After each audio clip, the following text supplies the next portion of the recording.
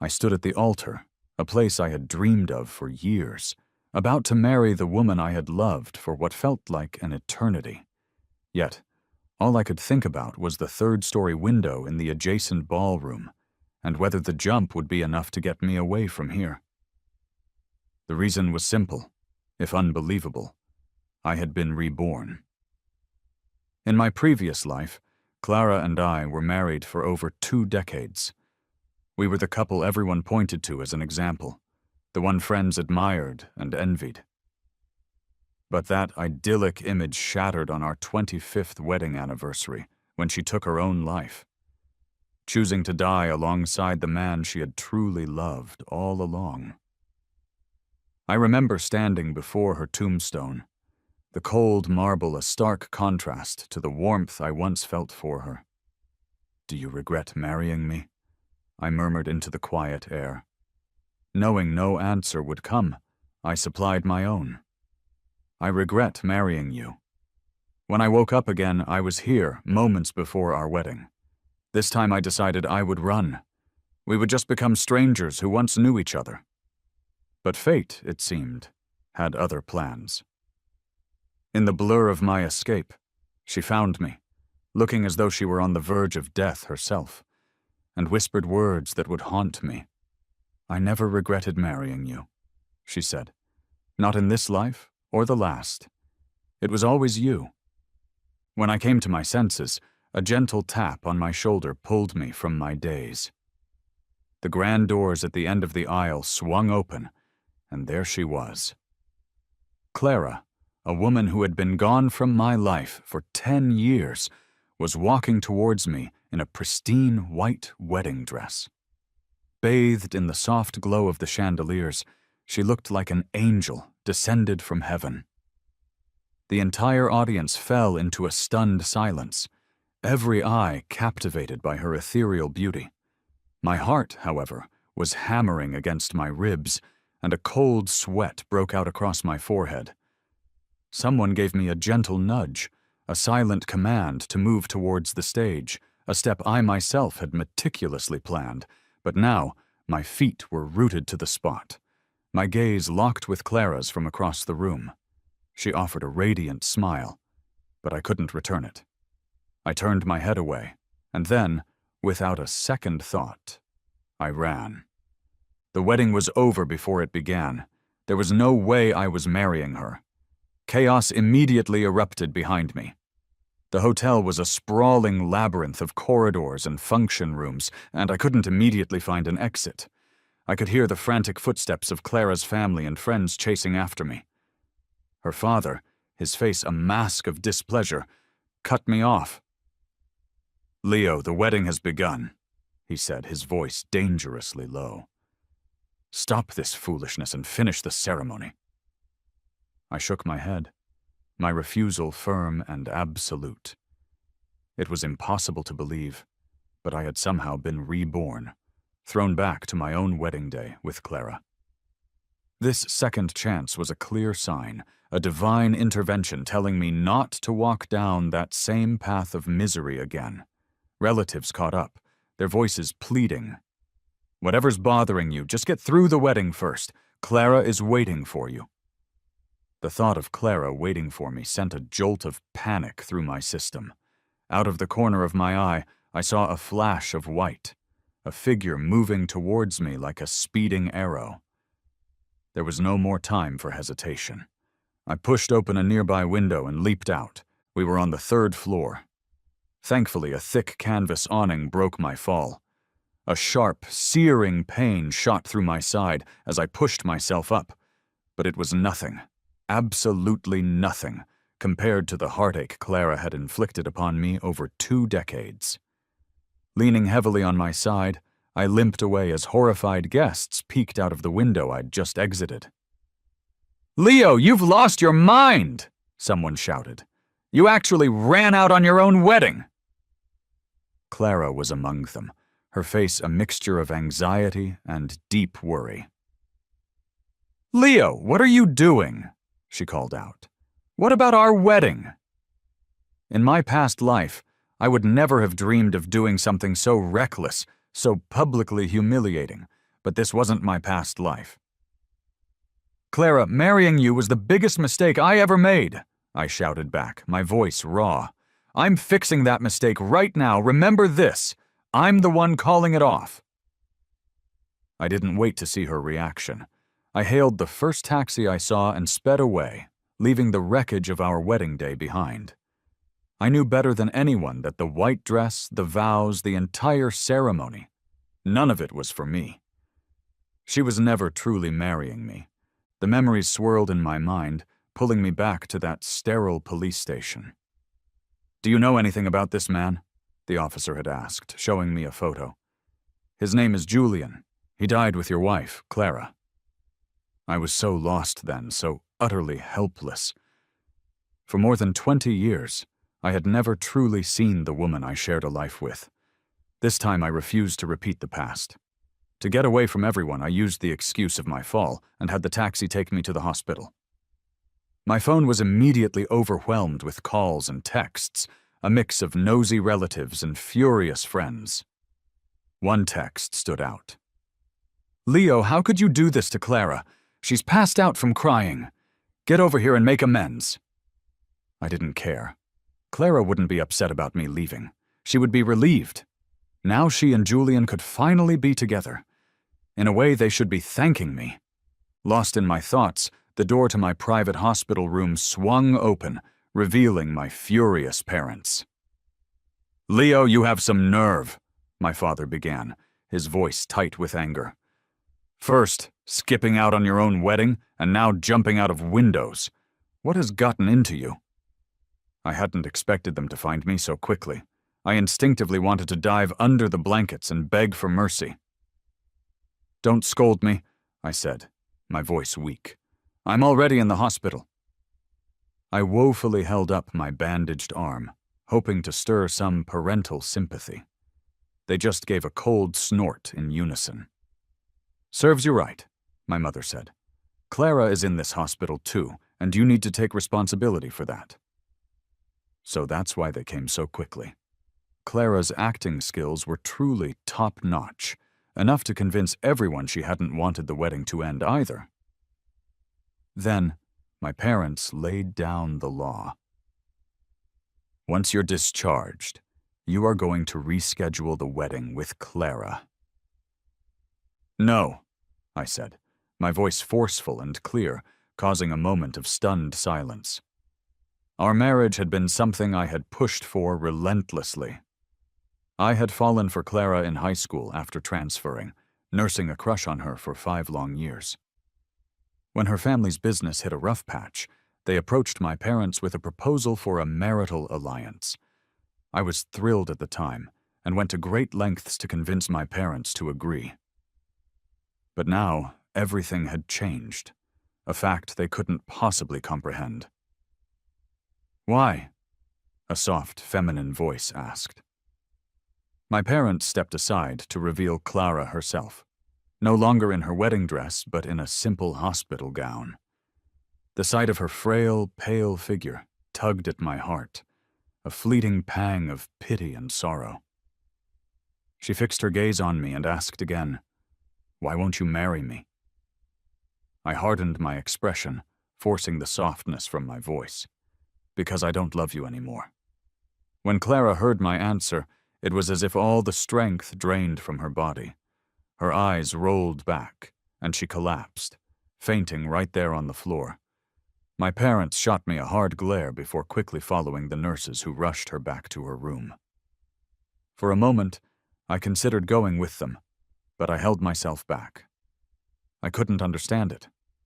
When did Clara's health become so fragile? Or was she just pretending? After that incident, my parents were furious and didn't visit me again. A few days later, my friend Mark stopped by to check on me, giving me an appreciative thumbs up. "You're something else, man," he said with a laugh. "Making Clara pass out like that. Weren't you completely obsessed with her before? Chased her forever? You were just about to get married, and then you just quit. What happened?" I waved a dismissive hand. "Got tired of chasing her," I said lightly. "Let her chase me for a while." Just as I said it, I looked up and saw Clara standing in the doorway of my hospital room, a faint smile on her face. "I don't want to see you," I said flatly, trying to dismiss her. She wasn't bothered. She walked in carrying a thermos and began pouring its contents into a bowl. "I made some bone broth for you," she said softly. "Have some while it's still hot." Mark, sensing the sudden tension in the room, made a quick excuse and bolted, leaving me alone to face off with Clara. I remained stone-faced, refusing to look at her. She brought the bowl over, coaxing me like I was a child. "Just smell it," she urged. "It's so good." The familiar aroma hit me, and a wave of memories washed over me. In our past life, Clara and I had been married for 25 years, the model couple in everyone's eyes. I had thought so too. She planned our life perfectly, managing everything with an effortless grace. The only oddity was her frequent absences on holidays and anniversaries, which she always attributed to work.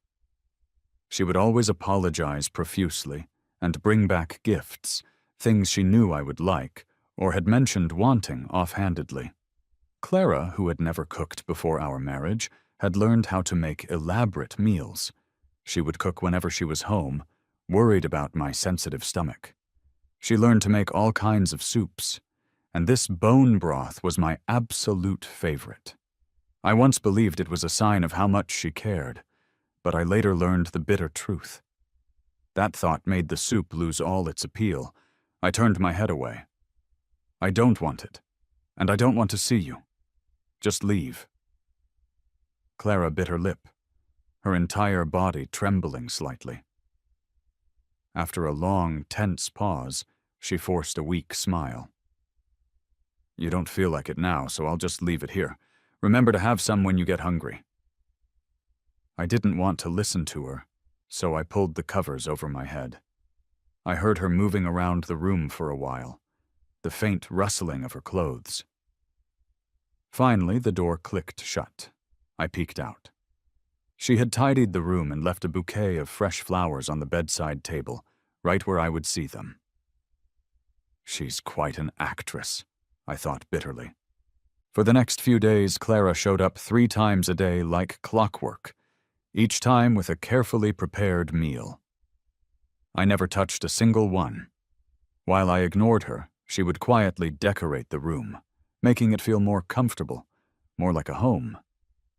It began to resemble the room from our past life, a similarity that made my skin crawl with discomfort. The moment Clara left on the 3rd day, I checked myself out of the hospital. I was going home. As it turned out, I was far too optimistic. I had barely set foot inside my house when Clara showed up as well. I found her in the living room, busily massaging my parents' shoulders. "If your shoulders bother you, Uncle Auntie, I'm always here to help," she was saying sweetly. My parents saw me coming down the stairs. "Leo, you just got out of the hospital," my mother called out. "Let Clara give you a massage." Clara looked at me, her eyes full of hopeful expectation. It was painfully clear that my parents had sold me out. I could understand why they were so pleased with her. Before knowing the real Clara, I had been fooled by her kind and gentle nature, too. But what was she really after? Then it hit me. Her family's company had a major funding issue, and they needed to marry into money. Clara was afraid my family wouldn't help them if the wedding was off. She needn't have worried. Her family's company did very well after the rough patch last time. It had been a smart investment. Seeing her as nothing more than a potential business deal, I softened my tone slightly. My parents noticed the shift in my demeanor and nudged Clara toward me. She lost her balance and fell against me like a delicate leaf. I instinctively caught her, shocked at how thin she had become. She felt fragile, as if she might break if I held her too tightly. Frowning, I met her gaze. Her eyes were red-rimmed, a mix of embarrassment and joy. I was instantly annoyed and pushed her away, perhaps a bit too roughly. Clara staggered, but remained smiling, and my parents gave me knowing looks, as if my resistance was just an act, I had to get out of there. "I have plans," I announced, grabbing my phone. "I won't be home tonight." I headed for the door, but Clara, relentless, jogged after me. As I got to my car, she reached for the passenger door. "Stop!" I snapped, my voice loud and harsh. "Can you just stop bothering me?" She looked startled, frozen in place, her shoulders shaking. Her weak, vulnerable appearance only irritated me more. "I know you're here for the money," I said coldly. "Don't worry, I'll make the investment even if we don't get married. Happy now? Now leave me alone." She didn't react, just stood there as I sped away. In a private booth at a noisy bar, some acquaintances were chattering about my recent exploits. "Leo, you're insane," one said. "You threw away the campus queen after finally winning her over, and right at the wedding." "I knew it," another chimed in. "Leo's just playing hard to get. The whole running away act was just to reel Clara in and show her who's boss." "Clara's reputation is shot now," a third sneered. "Serves her right. She was always so stuck up, looking down on those of us who liked to party. Now she's the one getting played." Listening to their mockery, I realized my escape had turned Clara into a joke in our social circle. Once the darling of the school, now she was someone anyone could mock. I didn't want to get involved in their gossip. I just silently drank my drink. I stumbled back home in the early morning, wobbly on my feet. My mother and father were sitting on the living room couch, their faces grim. "You're getting more and more out of hand," my father said, his voice laced with disappointment. "Drinking all night. Clara was such a wonderful girl, and you decided to just dump her. You were the one who was so desperate to marry her in the first place. You better give us a good reason today." Hearing their words sobered me up instantly. Yes, I had pushed for it back then. I had lived in pain long enough to realize that things you have to force are never sweet. I remembered the day I got the news of Clara's death. It was our 25th wedding anniversary. The day before, for the first time in our marriage, I had stood up to her. It wasn't for much, just a plea for her to come home for our anniversary. That day was also the 30th anniversary of the day I first fell for her. "If you don't come back," I had said, my voice shaking with a desperation I rarely showed, "let's just get a divorce." To Clara, threats like that must have been nothing but a joke. That night, as I waited alone for her in the restaurant, I got the call. Clara was dead.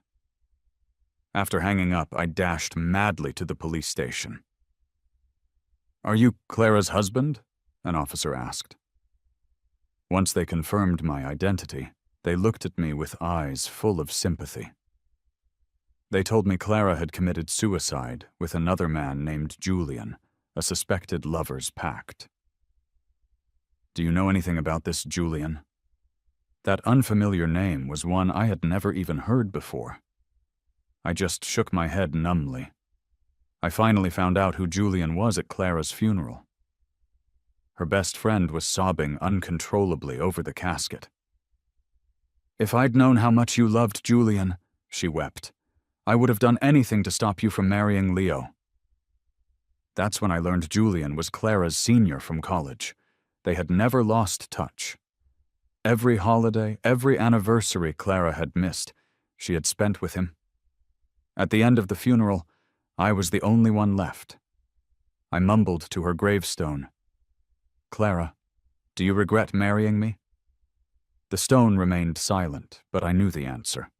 I regretted marrying her, too. If I had another chance, I would never have gotten involved with her. With that thought, my mind cleared. I looked at my parents, my resolve firm. "I can't marry her," I said. "I can't explain why, but I will help her family with their business." My mother sighed heavily. "You'll regret this, Leo. But fine. We won't interfere with you anymore. Do whatever you want." I went back to my room and slept like a rock. Once I was refreshed, I texted Clara, telling her to meet me at my office. She showed up quickly, looking completely done up. Her hair was styled in soft waves, and she wore a white dress, as if she were going on a date. "Leo?" she said, a shy, cute look on her face like a teenage girl with a crush. "It's been so long since you asked me out." I ignored her comment and tossed a contract onto the table between us. My tone was all business. "I know your family needs $60 million, I said.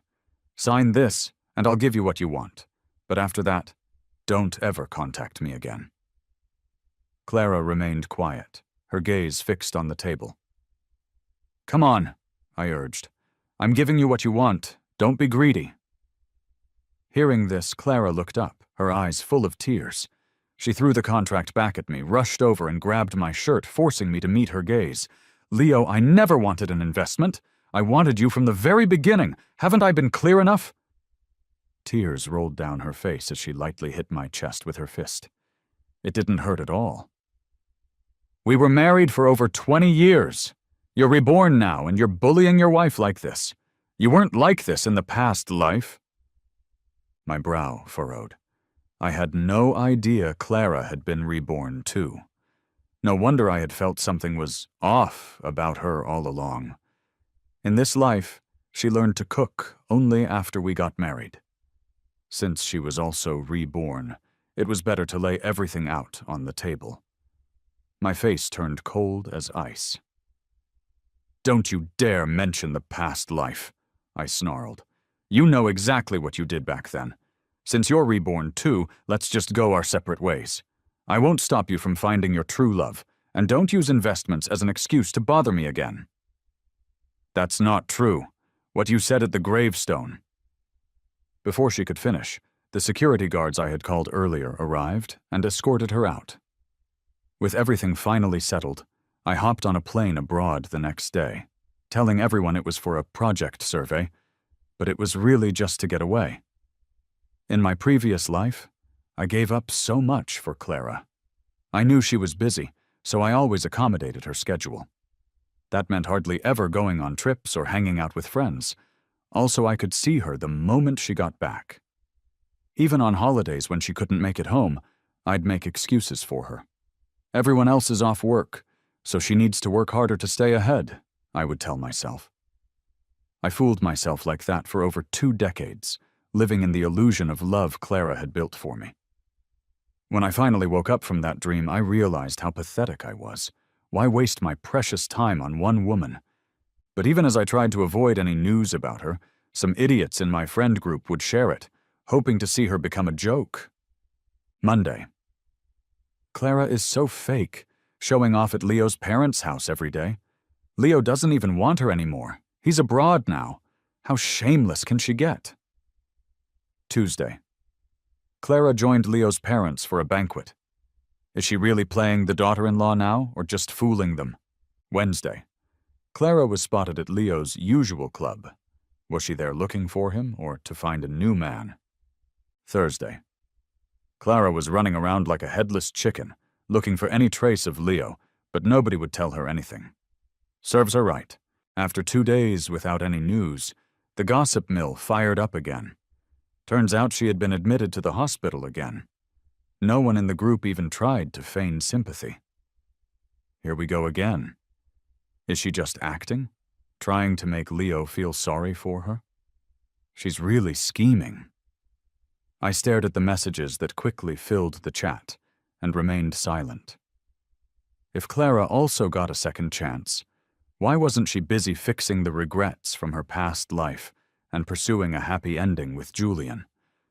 Why was she still keeping tabs on me? The first installment of the investment had already hit her family's account. Did she not care about the money and wanted something more? In our past life, after we got married, my family's wealth was as good as hers. I practically handed everything over to her, an amount far greater than a mere 60 million. If Clara came back to this life, her hunger for wealth would only be greater. As for this hospital stay, I knew her health well enough. Unless she was actively trying to ruin it, she would live well into her 60s or 70s without a problem. She was just putting on a show. I spent a month traveling through Europe, wild and free. but my mom kept hounding me to come back, so eventually I had to return. I wasn't expecting to run into the one person I didn't want to see the moment I stepped off the plane. I clicked my tongue in annoyance, but Clara had a hopeful smile pasted on her face. "Leo, I came to pick you up and take you home," she said. I turned around and walked away, pulling my suitcase behind me. Before long, she faded into the background. I was about to get a ride myself, but I knew my mom had sent her. Going back alone would just earn me a scolding. So I grudgingly waited for her near the entrance. But then I saw Clara walking out with another man, and that man was her lifelong crush, Julian. They were walking side by side, bickering playfully. I watched the scene unfold, my eyes turning dark and unreadable. I never saw this in our past life, but I was getting a clear view this time around. I should have seen it coming. How could I have been so foolish as to not learn my lesson?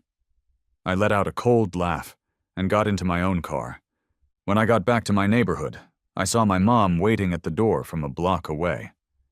Her expression quickly soured when she saw I was alone. "Why are you back by yourself?" she demanded. "Where's Clara? She's a girl, and you just left her stranded at the airport. How did I raise such an inconsiderate son? That girl has made so many concessions for you. What could she have possibly done that's so unforgivable?" If my parents knew how Clara had treated me in our past life, they'd regret trying to pair us up so eagerly.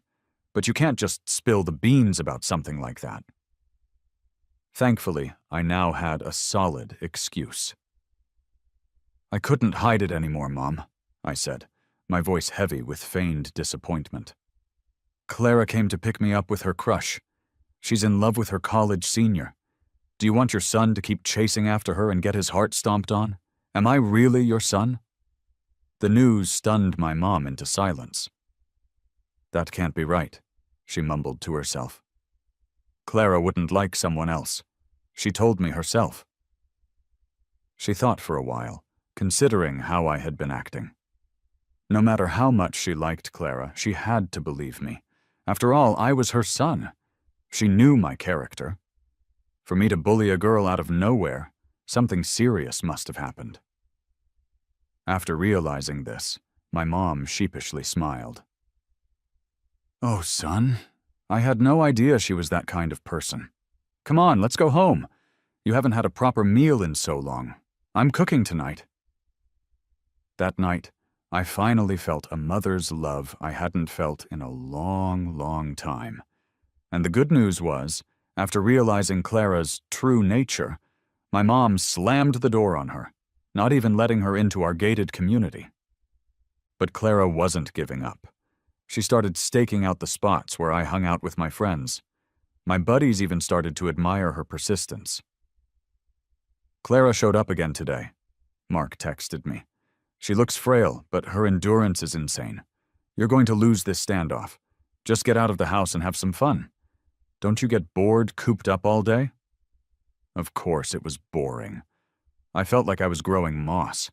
I decided to schedule a meetup at a club, a place I knew Clara, with her neat freak tendencies, would never step foot in.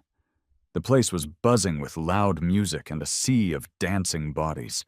A vibrant scene until an out-of-place figure walked in and killed the vibe.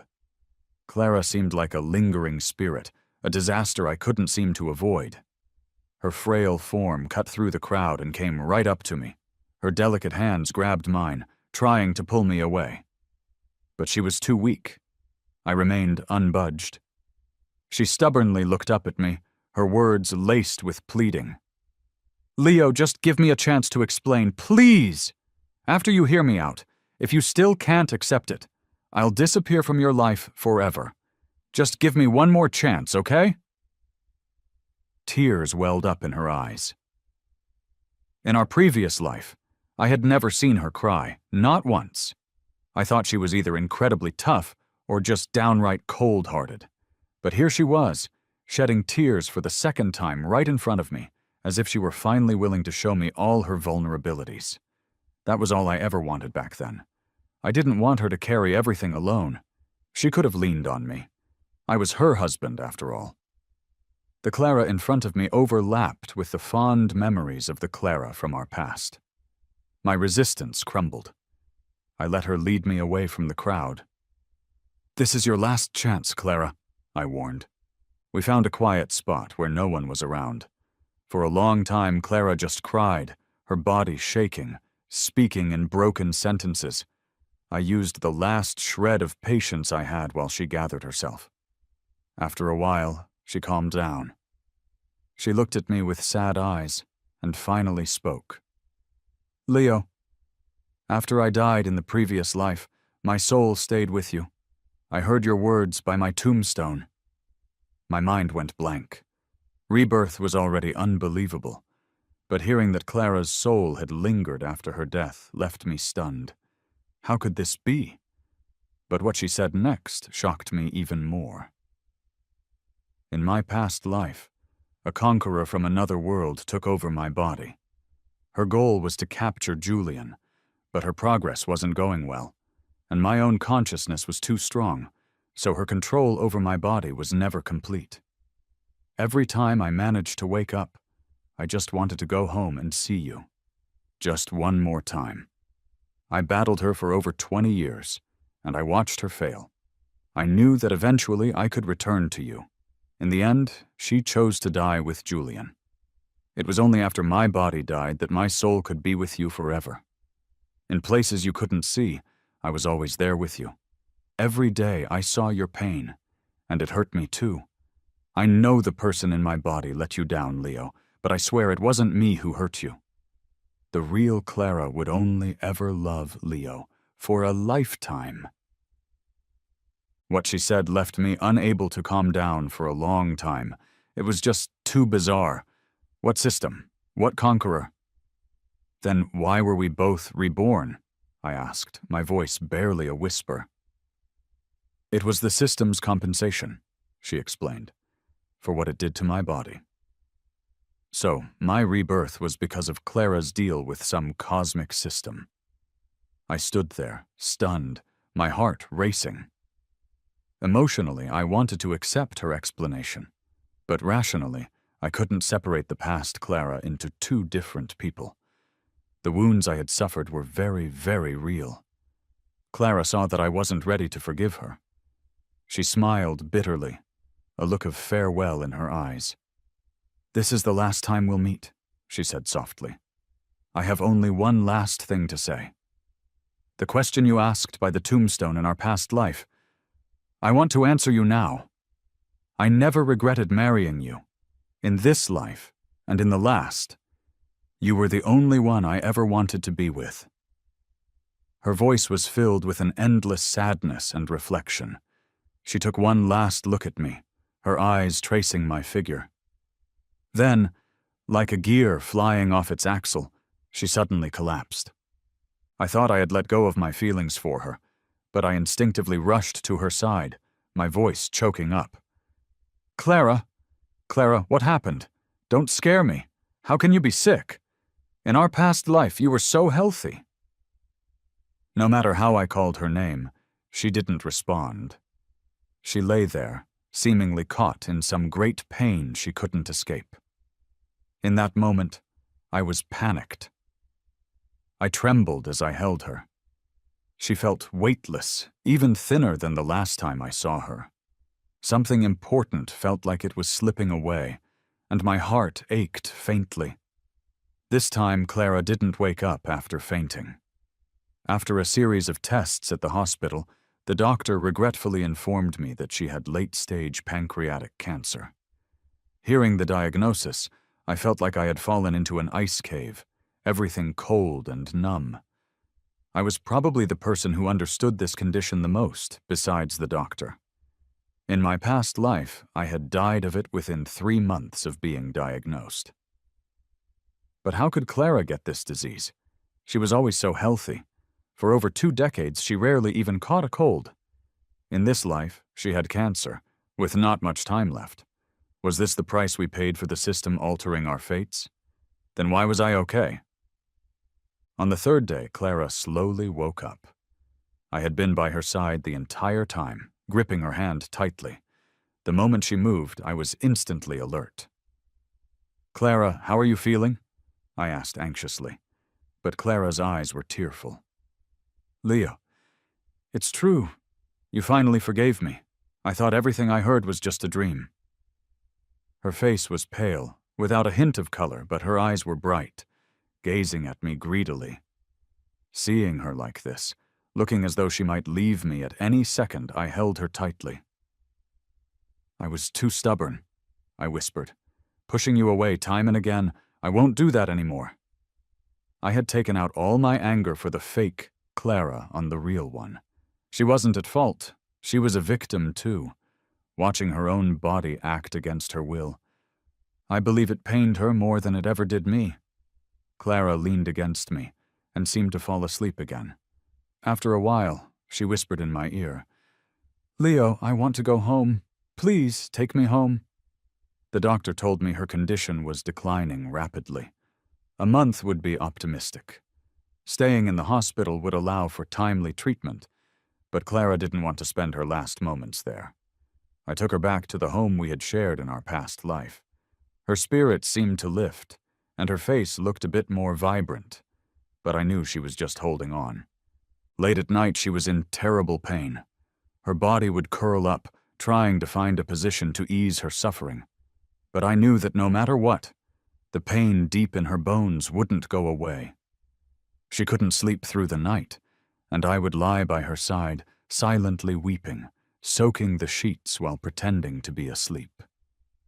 Seeing the love of my life suffer hurt me deeply. I understood each of her symptoms intimately, feeling them just as keenly. Yet, when the sun rose and light flooded the room, we would act like nothing had happened. Clara would smile and head to the kitchen to make soup for me. In reality, she would direct while I did the washing and chopping. The soup, after she tasted it, would all end up in my stomach. "So delicious," I'd say. "I want to drink your soup for a lifetime." "Then I'll make it for you forever," she'd reply. But our forever seemed so short. In our past lives, we had missed each other. This time around, we managed to clear up the misunderstandings, yet we still faced the painful prospect of parting. Later, she was in so much pain during the day that she couldn't move. I would hold her while we sat in the rocking chair in the garden. She would rest her eyes while I recounted all the silly things I did when I fell for her at first sight after transferring schools in our senior year. Clara would laugh so hard she'd start coughing. Then, she mysteriously told me a secret. "I actually knew about all the sneaky things you were up to," she said. "That's why I couldn't help falling for you. No one else was as sincere with me as you were." Listening to her, tears rolled down my face. Clara kept talking until she was too tired. She murmured, "Leo, I wish I could marry you again. I love you so much." I struggled to hold back my own tears, trying to speak clearly, word by word. "You already are my wife. In this life, I only have you. I love you." A gentle breeze swept through the branches, carrying away the last leaves barely hanging on. They fluttered down to the ground. In my arms, Clara closed her eyes and took her last breath. For a long time, I finally cried out loud, like a child.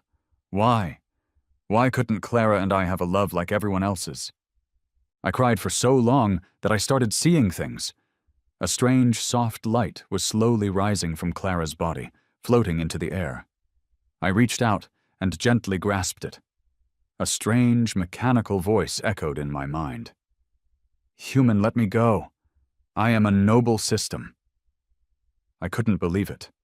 The system had been with Clara all along. Was her death because of it? I glared fiercely at the light in my hand. "Tell me," I demanded.